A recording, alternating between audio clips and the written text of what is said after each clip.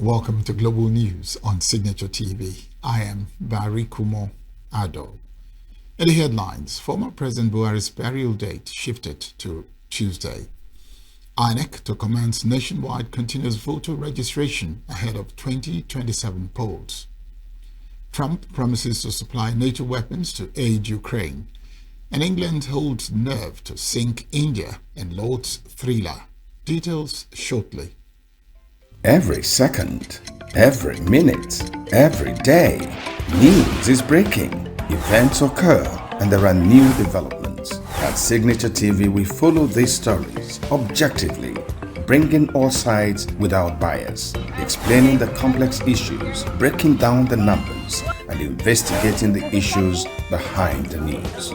Anywhere and everywhere, near or far, wherever the news is, we will be there. Signature TV. News in your pocket.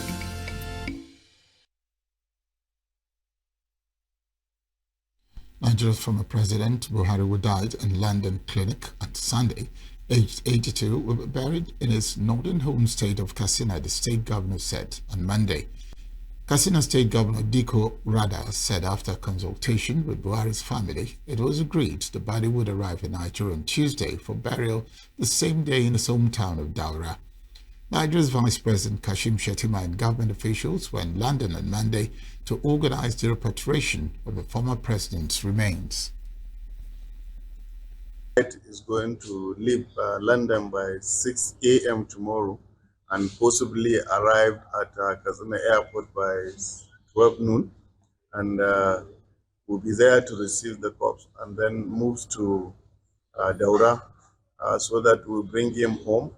That will give opportunity for his children, his relatives, and well-wishers to pay their last respect for him. The federal government has declared Tuesday as a public holiday in honor of the late former president of the Federal Republic of Nigeria, Muhammadu Buhari. The permanent secretary of the Ministry of Interior, Magdalene Ajadi, said holiday is a furtherance to the 7 days of national mourning declared by President Bola Tinubu. The minister stated that the holiday is the mark of respect for the late president's service to the nation, his contributions to Nigeria's democratic journey, and its enduring legacy in governance and national development. Urged citizens to use the day to honor the late president's memory while promoting peace, patriotism, and national cohesion in line with his vision for a prosperous and united Nigeria. As earlier announced, national flags are to fly at half-mast for 7 days. The federal government has postponed the special Federal Executive Council session earlier scheduled for Tuesday in honor of former President Muhammadu Buhari due to the state funeral slated for the same day in his hometown Daura, Katsina State. A new date for the session will be announced by the office of the Secretary to the Government of the Federation after the funeral proceedings. President Tinubu ordered the FEC session as a tribute to Buhari's invaluable contributions to the country. President Bola Tinubu has constituted an inter-ministerial committee to oversee the state burial in collaboration with the Katsina State government and the family of the former president. Minister of Information and National Orientation Mohammed Idris disclosed this during a press briefing on Monday, adding that the committee is chaired by the Secretary to the Government of the Federation, George Akume. Other members include the Minister of Finance and Coordinating Minister of the Economy, Minister of Budget and Economic Planning, Minister of Defense, Minister of Information and National Orientation, Minister of Works, Minister of Interior, Minister of FCT, Minister of Housing and Urban Development, Minister of State for Health and Social Welfare, Minister of Arts, Culture and Creative Economy, National Security Advisor, and the Special Advisor to the President on Policy and Coordination. Also in the committee are the Senior Special Assistant to the President on Political and Other Matters, Inspector General of Police, Director General of the Department of State Services, and the Chief of Defense Staff. Stated that the Office of the Permanent Secretary, General Services Office, will serve as a secretary to the committee. Apex Igbo Social Cultural Organization, or Anezindibo worldwide, has said that the history of Nigeria is not complete without former President Muhammadu Buhari. National Publicity Secretary of the group, Ezechi Chukwu, in a statement on Monday, described the death of a former Nigerian leader as shocking. He said that Buhari was a leader who contributed his quota to the Nigerian project at different times when duty called, adding that the history of the country is incomplete without him. Enjoined Nigerians to pray for the repose of his soul, praying that God Almighty grant his family and loved ones the fortitude to bear the heavy loss. Also reacting to the demise of a former president, a media consultant, Abdullahi Toko, described Buhari as a man who championed discipline in the public service. Toko, who appeared on Signature TV, stated that the late president left behind an unblemished track record of honesty and integrity. Said even though Buhari may not have met the expectations of many Nigerians, history will remember him for his record of credibility. You can't be perfect. You can't be 100% perfect in your in whatever you are doing. You can't be 100% perfect. So I should say Buhari did his own, and then we left. He left the other. He left the remaining to, I should say, others to complete his administration. History will remember Buhari for his popularity and his credibility. Reacting to the death of Buhari's former media aide, Femi Adesina, said that criticisms against his former principal, Buhari, were the handiwork of those he described as a vocal minority on social media. He said that former president made a visible impact in the development of the country. I will not say a blanket media and public. I'll just say some people, because there were people in the media who understood it. And there are millions of people in the public, among the public, who understood it. So it is just the people I call the vocal minority who chose not to understand it. And because they are very vocal, you heard their voices on social media particularly and traditional media. It was not that it was the whole country that misunderstood him. A lot of people understood him and appreciated him. Earlier, veteran journalist and public affairs analyst Vin Martin Obiorilo said the late president impacted the lives of Nigerians in diverse ways, both as military leader and civilian president. Ilo said that what stands him out most is his record of integrity and discipline, saying that nobody has found him to be corrupt. And for a man who a lot of Nigerians agree was committed to the project, for a man who a lot of people have not really said this man as a person was corrupt, I think we should mourn him and continue to pray for the repose of his soul, and let his experience, his achievements, and his mistakes be a learning process, be something for future leaders and present leaders to chew on. However, said it was a sad commentary that two of Nigeria's former presidents have died in foreign land, which he said is a clarion call for present leaders to begin to fix the country's health infrastructure. Ordinary Nigerian, the times are even harder. Very few families can have 3 square meals a day. And even when they do have one, it is not even a balanced one meal. So I think that disconnect has continued to be a problem. And that was also what Buhari suffered. With all the efforts he tried to make, with all the reforms he had initiated, Nigerians didn't quite feel that he had done anything very noble. Except now that he has gone and the new president is here and things are getting worse, so they start saying, oh, wait a minute, maybe he wasn't really bad. But it's a big challenge, which I pray that things don't continue this way. If by the time Tinubu has completed his tenure, whether it's 4 years, whether it's 8 years, Nigerians would want to see a Nigeria where our lives are better. Abuja residents have been reacting to the death of former President Muhammadu Buhari, who died in a London hospital on Sunday. For some, his death is a family loss and none of their business.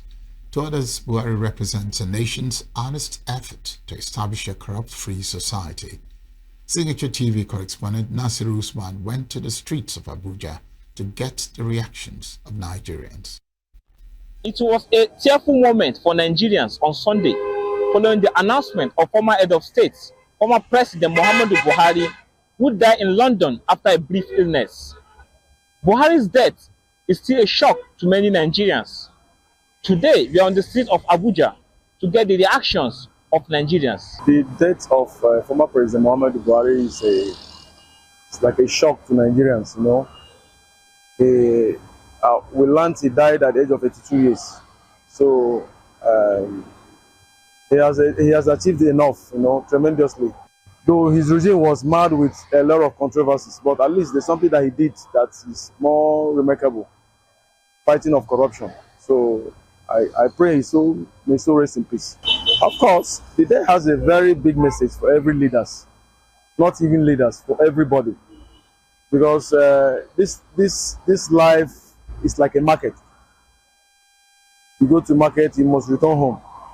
So it's a lesson that no matter how highly placed you are in power, remember that there's a day of reckoning, which is the day you breathe and the breath will cease. It was a sad story to Nigerians because Muhammadu Buhari was a former president to this country, and to some extent he has done well. You know, human errors. So nobody is above mistake.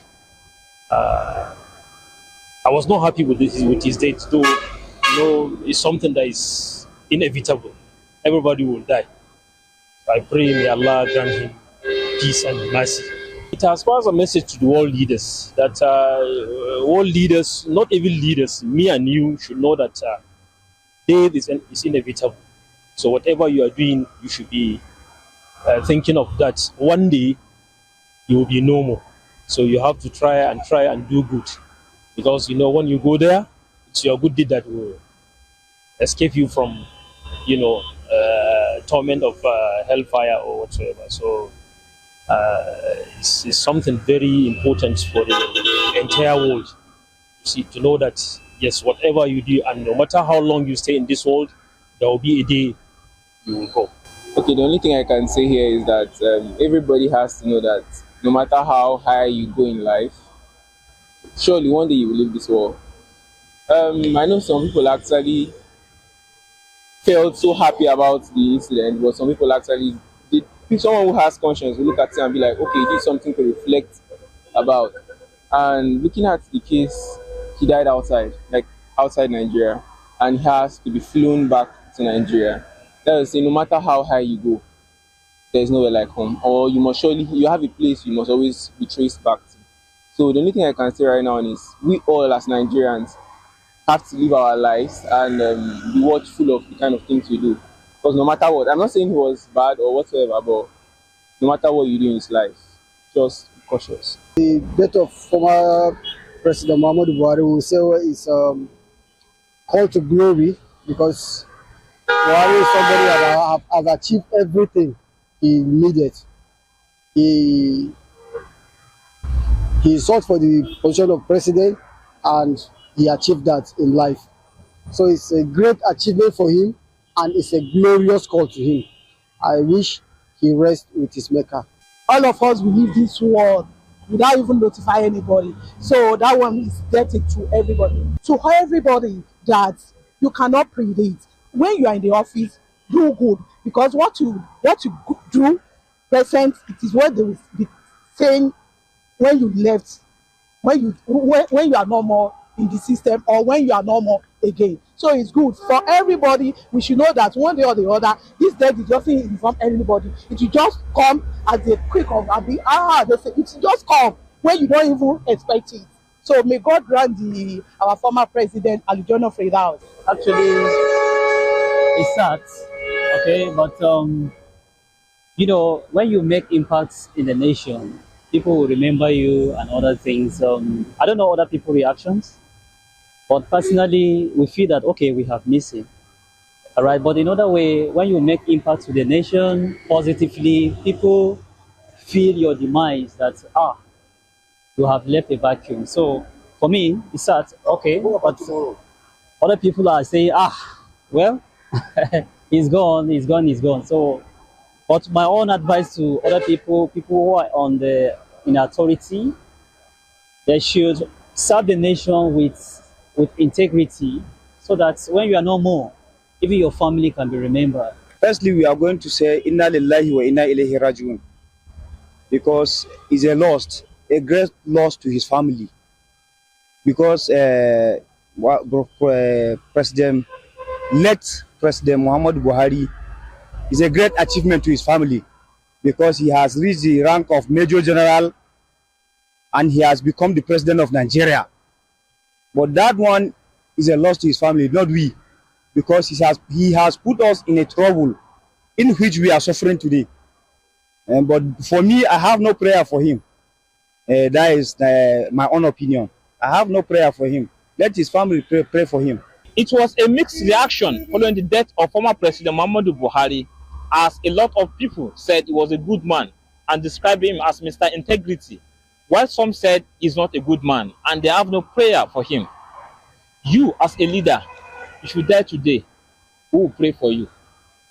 From the nation's capital, Abuja, I am Nasiru Usman, reporting for Signature TV. Nigerians have continued to react to the death of Nigeria's former president, Muhammadu Buhari. Correspondent Christopher Lele, who sampled their opinions, said the reactions are varied and diverse. As the world to join Nigeria to mark the death of the former president, Muhammadu Buhari, Signature TV has come out to get reactions of people regarding the death of the former president. When he dropped the uniform, he came in as a civilian president, and he still continued to fight, especially to make sure that the Boko Haram, the people who want to destabilize the country, to wipe them away. I think he was the highest person that went far to make sure that he unseat Boko Haram, that he wiped them away. So he tried very well. Buhari was a nice leader. He did a lot of positive things. The death of Muhammadu Buhari brings to a close a chapter in Nigeria's political history marked by his dual service, first as a military head of state from January 1984 to August 1985, and later as a democratically elected president for 2 terms beginning in 2015. Known for his staunch anti-corruption stance, he cultivated a loyal following and later described himself as a converted Democrat, trading his military uniform for kaftans and prayer caps. Again, Nigeria, they don't believe all those things again. Politicians are using our head, telling lies from one day to another, 1 month to another. We don't know. So people are tired of their lies. It's not easy to lose anybody. Yeah, I'm sad about it. I'm not happy about it. We thank God about everything. Everything that happens, we thank God about it. Hey, anybody, you can come to anybody at any time, any hour, any day. So it's good to prepare your lips, whether you're rich or in any way you want. If he had died about 3 years ago, I think it would have been better. Dying now, I don't see anything good in it. If he had died about 3 years ago, maybe Osinbajo would have taken over it, and then it would have been a good choice for the country. There were a lot of hardship, and so the expectation people had in mind before his coming into office was dashed. The corruption that people thought he was going to fight with, it was not like that. In fact, people saw more corruption during his tenure than they thought would have happened in any other administration. I remember those years he was crying that he wanted to rule Nigeria. The second time, probably there were things he thought he needed to correct, and God gave him that second chance. He came, he ruled us for 8 years, and today is no more. So for me, it's life well spent, and we ask that God repose it. We live a fulfilled life and he's dead, so we say may his soul rest in perfect peace. But concerning his regime in Nigeria, we did not enjoy him. His regime was a total failure. His regime did not even pay most of our Nigerians. Death, though he's old, we can't stop him not to die because he's old enough. 82 is old, so he went to rest. Buhari took power as Nigeria was reeling from jihadist group Boko Haram's kidnapping of nearly 300 schoolgirls from the northeastern town of Chibok. Christopher Lele reporting for Signature TV.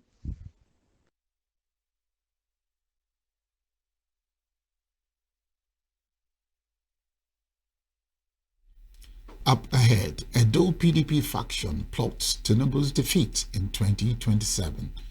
6 feared killed as truck rams into stationary trailer in Delta. Stay with us.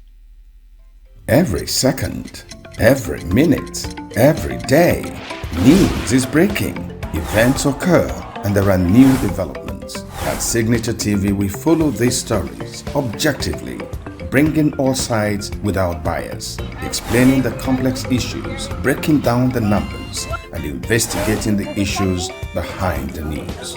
Anywhere and everywhere, near or far, wherever the news is, we will be there. Signature TV. News in your pocket. The Independent National Electoral Commission (INEC) is to commence nationwide continuous voter registration exercise as part of preparation for the 2027 general elections. The INEC Resident Electoral Commissioner (REC) for Benue State, Professor Sam Egbu, who made this known on Monday in Makurdi, said the exercise will commence from August 18, 2025. Professor Egbu explained that the CVR exercise was in line with constitutional provisions to accommodate those who had attained 18 years after the previous election, adding that it will take place in the 36 states of the Federation and the Federal Capital Territory, stressing that it will commence with the online pre-registration, which will be done through the INEC website. He said that the online registration will be followed by the in-person registration in all INEC area offices nationwide and other designated centers starting from August 25, 2025, between 9 a.m. and 3 p.m. each day, from Monday to Friday. He pointed out that the exercise would also address issues of those whose cards were damaged, lost, or those who needed correction on the card or deliberate change or inclusion of any other parameters, or seeking intra- and interstate transfer from one ward to another or one polling unit to another. Chairman of Edo State People's Democratic Party Caretaker Committee, Tony Azegbemi, has said the next move for the party is how to get President Bola Tinubu out of office in 2027. Azegbemi stated this on Monday in Benin at a stakeholders meeting of a party loyal to the candidate of the PDP in the September 21 governorship election in the state, Asu Godado. While briefing the gathering on the outcome of the party's governorship election petition at the Supreme Court, Azegbemi alleged that All Progressives Congress stole the mandate of Edo people gave to the party's candidate, Godado. He said the PDP did all it could through its lawyers in a legal battle, but that the powers that be allegedly colluded to deprive it of victory. Azegbemi therefore pleaded with the people of the state for their understanding of the party's failure to retrieve the mandate, commending party members for standing firm despite the setback. The sole administrator of River State, retired Vice Admiral Ibok Ete Ibas, has inaugurated a newly reconstituted boards of key commissions in the state, including the River State Independent Electoral Commission, RIVSEC. It charged members of agencies to uphold discipline, competence, integrity, and a commitment to service. Other commissions whose members were inaugurated include the River State Civil Service Commission, River State Local Government Service Commission, and the River State Primary Health Care Management Board. The members were nominated by the administrator and screened by the National Assembly following the emergency rule in the state. The President of the Senate, Godswill Akpabio, has approached the Court of Appeal to challenge the ruling of the Federal High Court in Abuja, which ordered the recall of Senator Natasha Akpotudua to the Senate following her suspension. In a notice of appeal dated July 14, 2025, and filed at Abuja Division of the Appellate Court, Akpabio is seeking to overturn the July 4 judgment delivered by Justice Binta Nyako. High Court had described Akpotiodua's 6-month suspension as excessive and without legal justification. Akpabio's legal team is contesting the High Court's jurisdiction, insisting the matters concern the internal affairs of National Assembly and falls outside judicial purview as provided under Section 251 of the 1999 Constitution. In 11-ground appeal, Akpabio faulted the lower court for dismissing his preliminary objection and for issuing orders affecting parliamentary procedures protected by law. He argued that issues related to suspension, words spoken during plenary, and Senate resolutions are safeguarded under the Legislative House's Powers and Privileges Act and cannot be subjected to judicial interference. The Senate President further claimed that the suit was premature and did not exhaust the internal dispute resolution channels of the Senate, particularly the Committee on Ethics, Privileges and Public Petitions, as prescribed in the Senate Standing Orders 2023, as amended. Troops of the 6th Division Nigerian Army have dismantled multiple illegal refining sites and arrested 50 suspected oil thieves in the Niger Delta region, with a major focus on River State. This was disclosed in a statement on Monday by the Acting Deputy Director, Army Public Relations, 6th Division Nigerian Army, Lieutenant Colonel Danjuma Jonah. The operations also led to the confiscation of over 25,000 liters of stolen petroleum products and the discovery of numerous illegal connection points designed to compromise pipelines. The troops sustained a clampdown on attempts to re-establish new illegal bunkering hubs, particularly along the Imo River axis. 7 illegal refining sites were dismantled around Obuzo and Osa West, Enukwa West and Obegbe Mandoni local government areas of Abia and River States.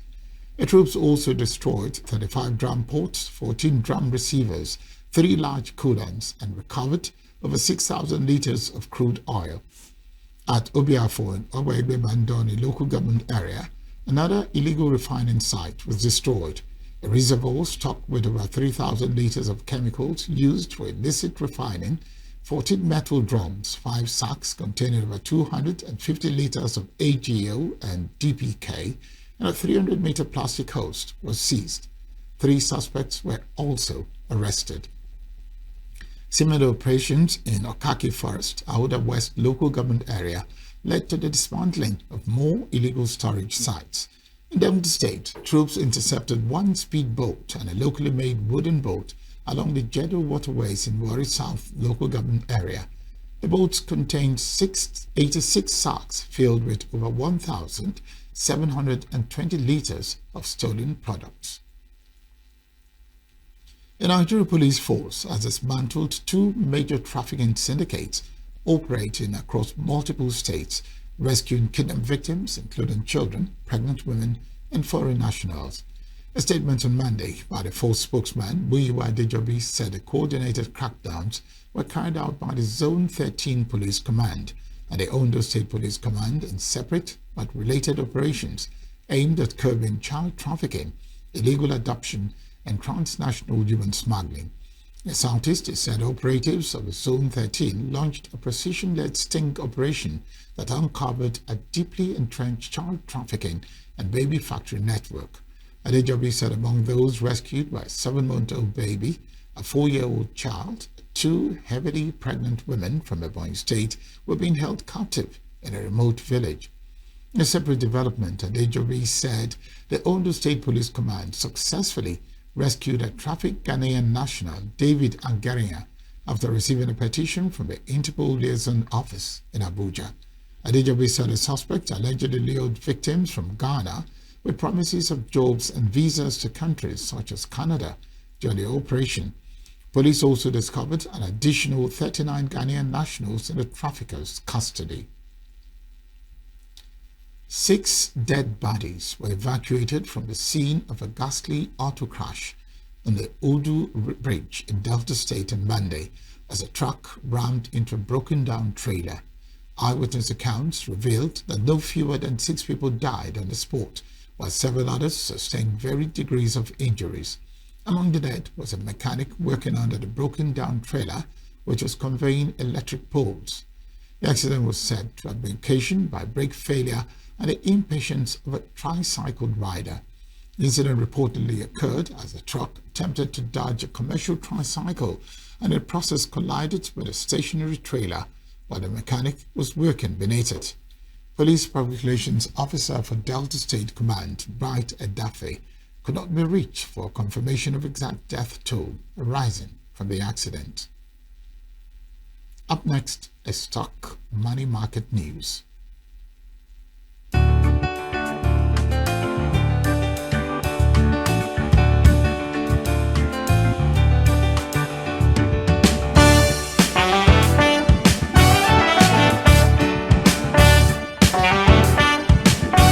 At the end of the trading session on Monday, July 14th on the Nigerian exchange, investors exchanged 1.29 billion shares across 39,431 deals with a market turnover of over 32.2 billion naira. This represents a 7% decline in volume, but a 5% rise in turnover and an 18% improvement in the number of deals compared to the previous session. Market capitalization stood at 80.2 trillion naira, reflecting renewed investor activity despite marginal volume drop. Out of the 129 equities traded, 43 closed positive while 39 declined. Secure Electronic Technology led the gainers, surging 10% to 1 naira 10 kobo per share, followed by Abbey Mortgage Bank with a 9.99% increase, Ikeja Hotel with a 9.95% increase, and Nichols with a 9.92% increase. On the flip side, Caverton Offshore led the losers, dropping 10% to close at 7 naira 20 kobo per share, followed by Qtix with a 10% drop as well. The NGX All-Share Index gained 539.95 points to close at 126,689.54, reflecting a 0.43% increase on the day. The ASI also posted a one-week gain of 4.45%, a four-week gain of 9.92%, and a year-to-date gain of 23.09%. Analysts attribute the sustained rally to positive investor sentiment driven by strong earnings forecast and macroeconomic stability. The Nigerian naira traded at 1,525 naira 22 kobo per dollar at the official market on Monday, July 14th, showing relative stability amid sustained reforms by the Central Bank of Nigeria. Data from the Nigerian Autonomous Foreign Exchange Market (NAFEM) indicated a slight appreciation from last week's average, supported by improved forex inflows and moderated demand pressure. However, in the parallel market, the naira exchanged for between 1,535 naira and 1,550 naira per dollar, reflecting a continued premium over the official rate as businesses and individuals seek quicker access to foreign exchange. Analysts say the gap between the two windows persists due to structural demand imbalances, despite increased FX supply from diaspora remittances and oil revenues. That's the update from the Nigerian stock and money market this Tuesday morning. I am Tomsinime Natus.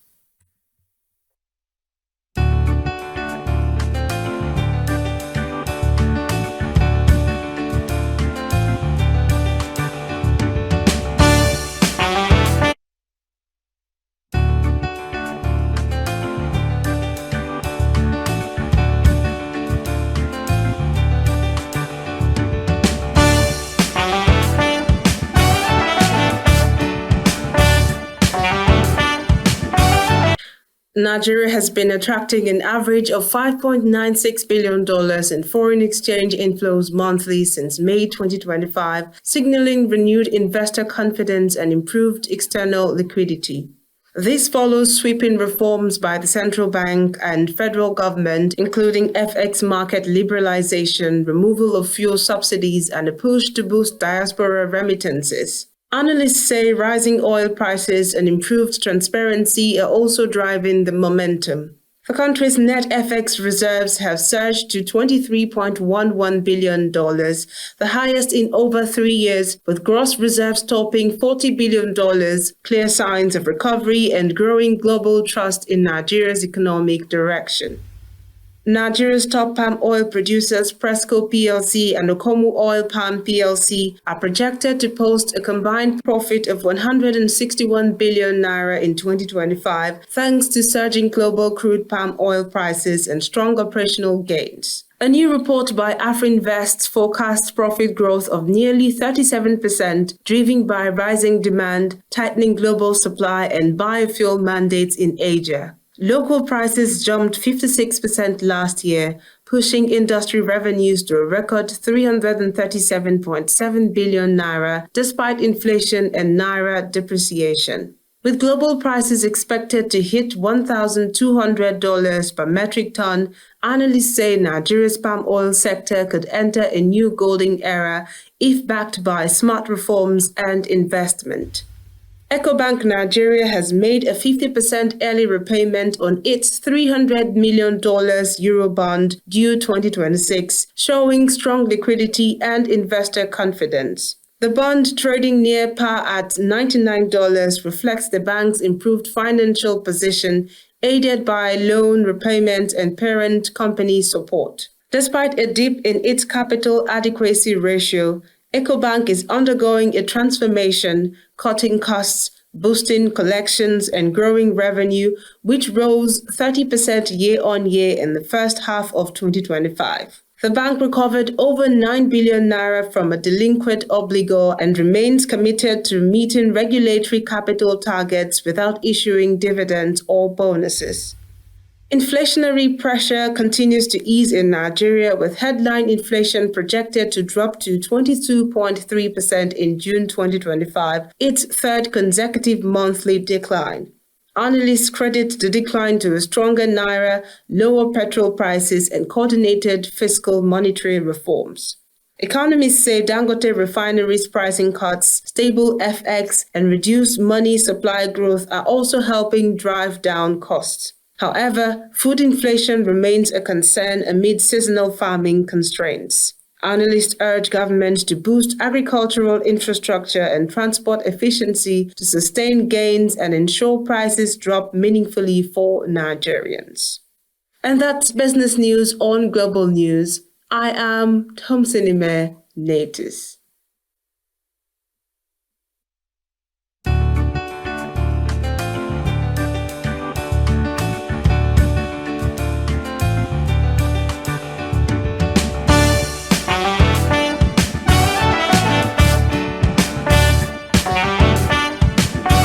Clerics accuse West Bank settlers of attacking Christian sites. These and more after the break.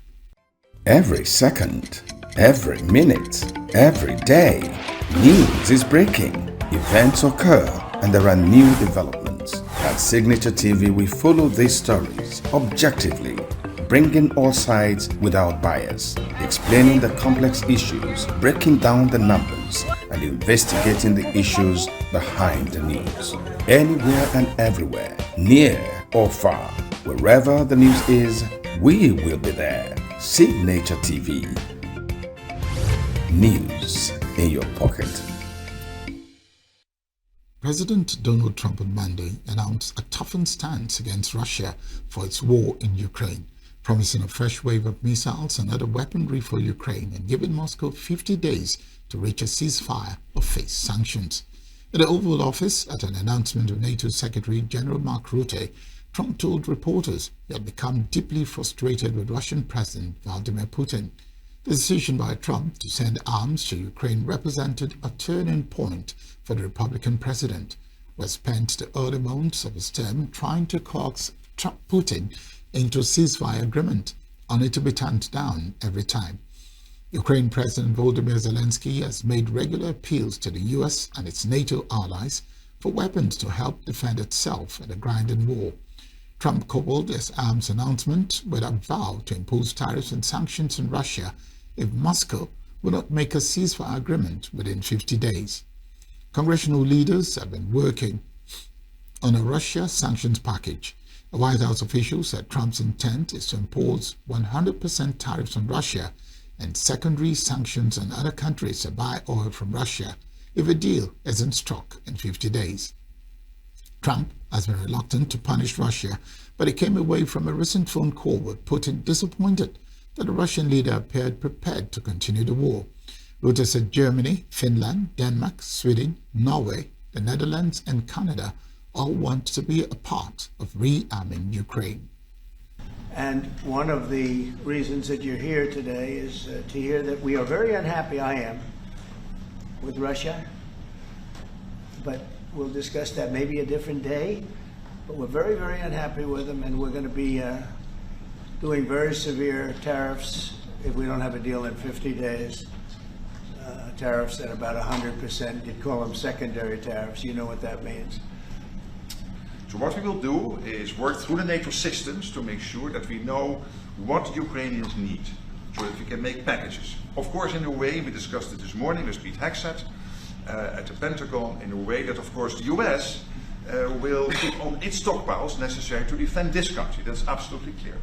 But it will mean that Ukraine can get its hands on really massive numbers of military equipment, both for air defense, but also missiles, ammunition, etc., etc.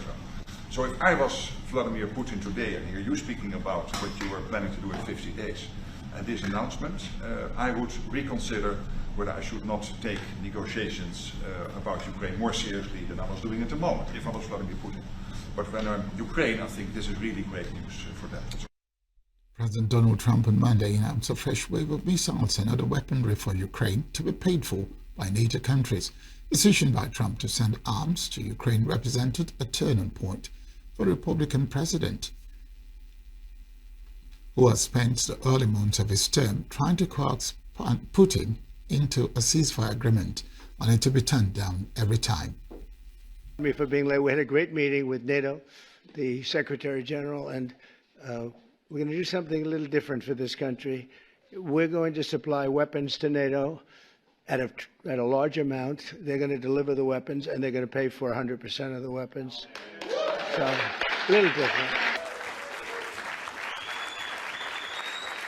So anyway, so we're going to be doing that with NATO, and it's fully approved, fully done. We'll send them a lot of weapons of all kinds, and they're going to deliver those weapons immediately to the site of the war, different sites of the war.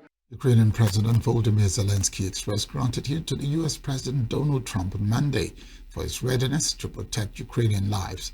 Zelensky said in its nightly video address after Trump announced it was sending arms to Kyiv and giving Moscow 50 days to reach a ceasefire or face sanctions. Zelensky also said he had held a productive discussion in Kyiv with Keith Kellogg, Trump's special representative to Ukraine.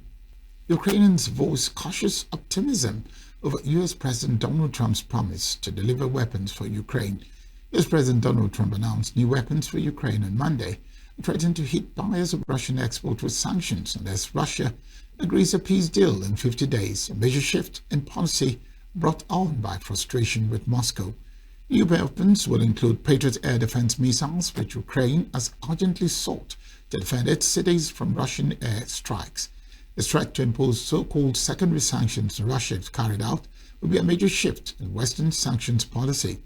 Lawmakers from both political parties in the United States are pushing for a bill that would authorize such measures targeting other countries that buy Russian oil. Mexico's President Claudia Sheinbaum on Monday hit back at U.S. criticism that the government was not doing enough to combat fentanyl, calling for the United States to do more to arrest drug traffickers on its own turf and stop the flow of weapons south across the border. Comments came after President Donald Trump threatened 30% tariffs against his southern neighbor and largest trading partner over the weekend, accusing Sheinbaum of failing to stop fentanyl being smuggled into the United States. Sheinbaum added that she believed Mexico and the U.S. were close to finalizing a security agreement and expected it to be signed before August 1 deadline, where the new tariffs are set to take effect. We have a working group, and we hope to reach an agreement. That is the approach. There are also issues related to fentanyl and security. In that case, there has also been progress on an agreement, always within the framework of respect for our sovereignty. So that is, let's say, the progress, and we will inform you little by little. Today, I am meeting with the team that went there, along with the Secretary of Foreign Relations, to follow up on this process. We are doing our part. They also have to do their part. We have insisted on matters related to controlling the flow of weapons from the U.S. into Mexico, on the arrest of people involved in drug trafficking in the U.S., and on the responsibilities that belong to the United States. Mexican President Claudia Sheinbaum said on Monday that our government will file suit against the lawyer of Ovidio Guzman Lopez, son of drug lord El Chapo, for defamation. Sheinbaum has publicly sparred with a lawyer, Jeffrey Lichman, as Guzman Lopez pleaded guilty in a U.S. court last week to a litany of crimes. Lichman had said the idea that Mexico should play a role in his client's plea deal was absurd, later calling the Mexican government corrupt. First, I will not establish a dialogue with a lawyer of a drug trafficker. Second, we will file a defamation lawsuit here in Mexico because we cannot let this pass through the legal advisory.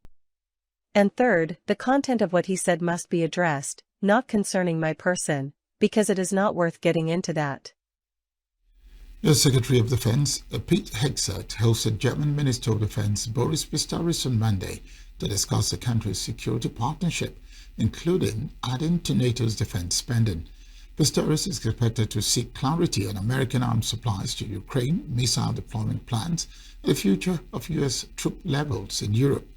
As European officials fret over a possible future attack from Russia and brace for a drawdown of U.S. forces, Germany loosened its constitutional debt brake to meet NATO's new core military spending target of 3.5% of national output by 2029. The move will boost German defense spending to 162 billion euros in 2029 from 95 billion euros in the draft budget for 2025. Pistorius is also expected to discuss Berlin's offer to pay for American Patriot air defense systems for Ukraine, proposal made public by Chancellor Friedrich Merz weeks ago after private discussion failed to elicit a response from Washington. Incredible progress inside NATO, and with Germany taking the lead on that.